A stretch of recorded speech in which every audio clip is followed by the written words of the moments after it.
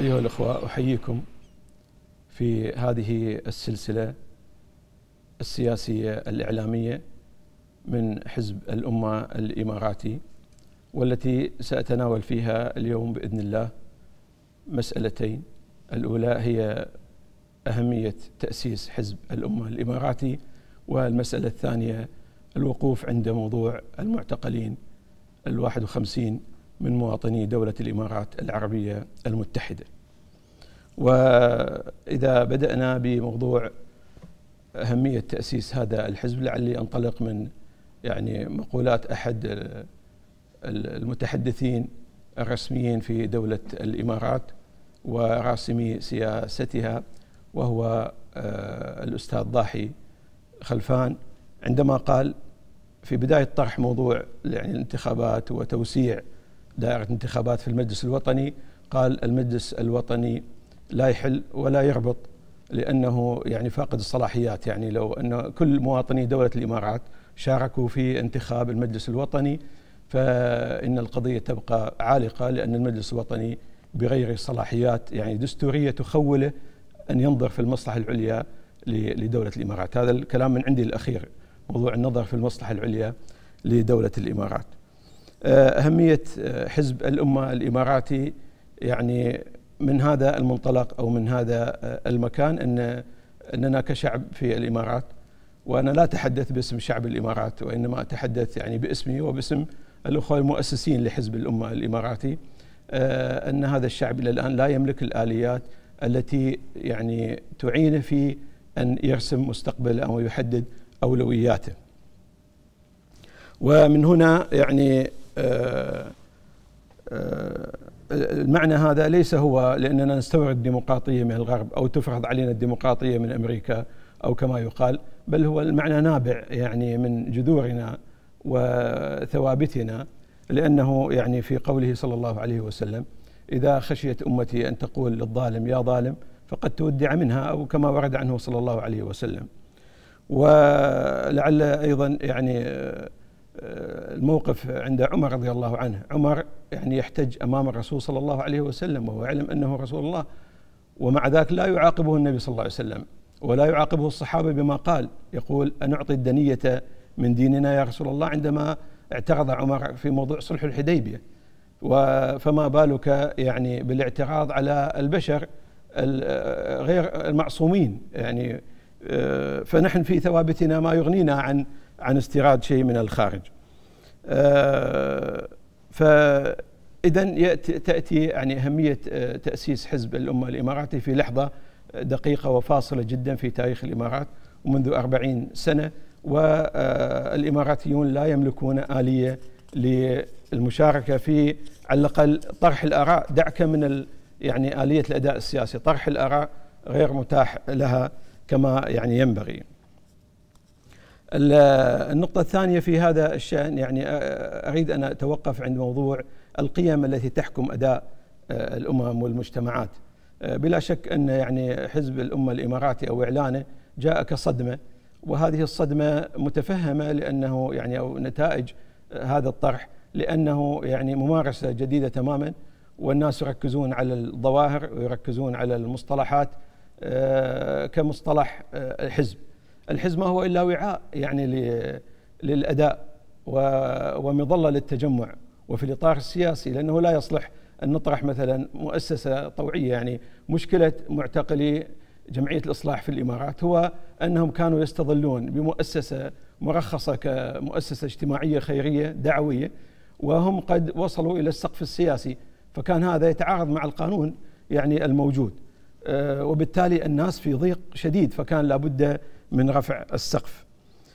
من القيم من إشكالياتنا أن احنا نفرق بين القيم ونشتتها. فهناك عندنا قيمة أمن المجتمع كقيمة لا يماري فيها أحد، هناك عندنا قيمة حقوق المواطن وحقوقه، عندنا قيمة الحرية أو حق الحرية، حق التجمع، حق التفكير، منظومة من القيم التي إذا وقفت عند المجتمع تستطيع أن تقول هل هذا القيم صحيح، هذا المجتمع صحيح البنية والتشكل أم لا.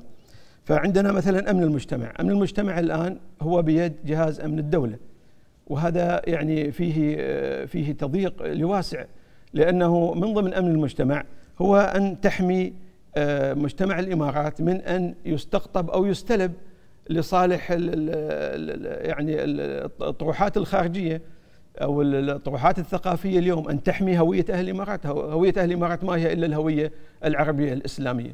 الآن مثلا التعليم من الابتدائي أو من رياض الأطفال إلى التعليم العالي، التعليم الآن نتيجة لتركه يعني أو ترك الحبل على غاربه يعني تحكم في المسيرة حتى يكاد يخرج لنا جيل فيه يعني نقص أو مسخ في الهوية، والذي يعني ينكر هذا يكابر في حقيقة ما هو حاصل في الإمارات.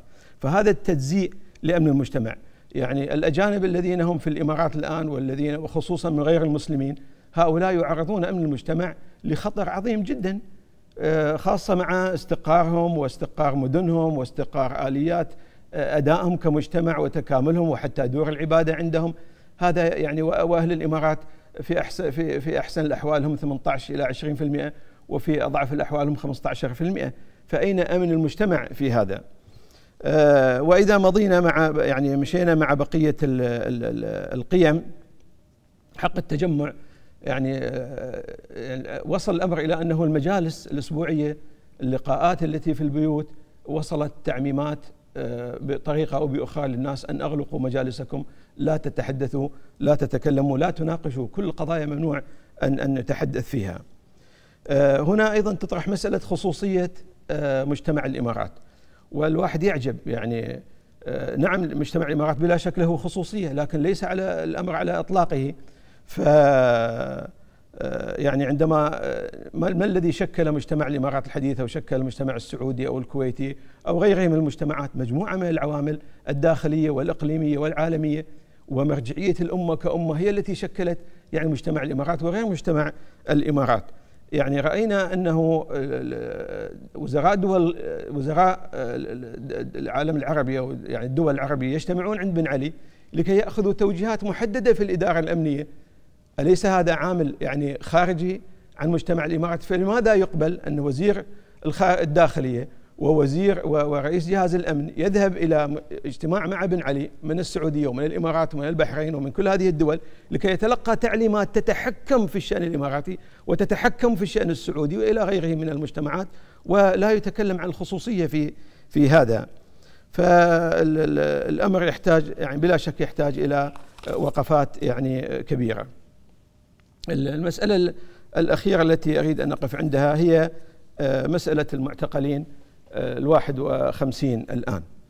ماذا يمكن أن نلاحظ يعني في هؤلاء ليسوا أول مجموعة. الاعتقالات في الإمارات في الثمانينات كانت على الخفيف، في التسعينيات ارتفعت بدرجة كبيرة، وفي العشرية الأخيرة أيضا يعني ارتفعت إلى أن وصلنا إلى الحد الذي يريد أن ينهي أي حراك فكري أو ثقافي أو سياسي في الإمارات.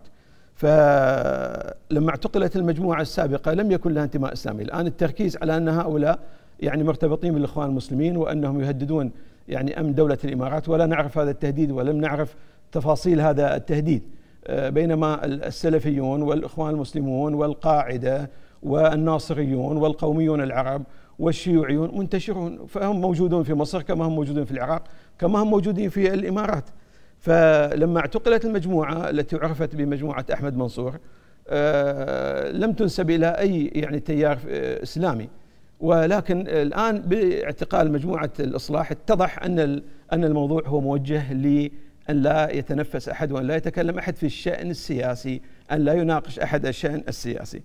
فهذا يعني لم يبدأ الآن، هذا بدأ منذ أوائل التسعينيات، وتمثل في الإبعاد من الوظائف، وتمثل في يعني إغلاق الجمعيات الخيرية كلها، لأن لا توجد جمعية طوعية في الإمارات يعني من نابعة من الشعب، إنما ينبغي أن يتحكم فيها الأمن.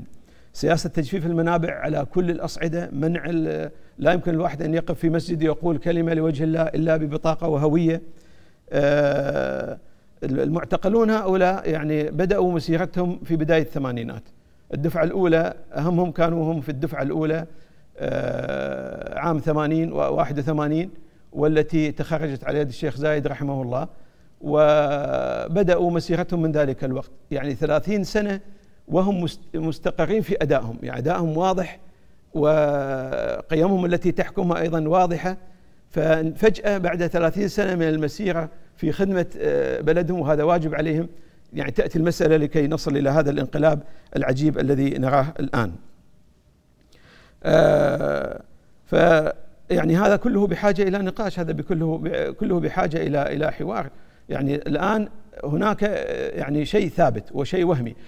الشيء الثابت أن هؤلاء المواطنين قد تم التعدي على حقوقهم بكل أنواع التحدي، وهناك إثباتات عالمية ومحلية على هذا النوع من التعدي. بالمقابل هناك اتهام لم تخرج أدلته بشكل واضح حتى يعلم الناس. سيد النائب العام خرج وقال أن هؤلاء يهددون أمن الدولة. الآن كل العالم ينتظر الأدلة التي فيها مثل هذا التهديد.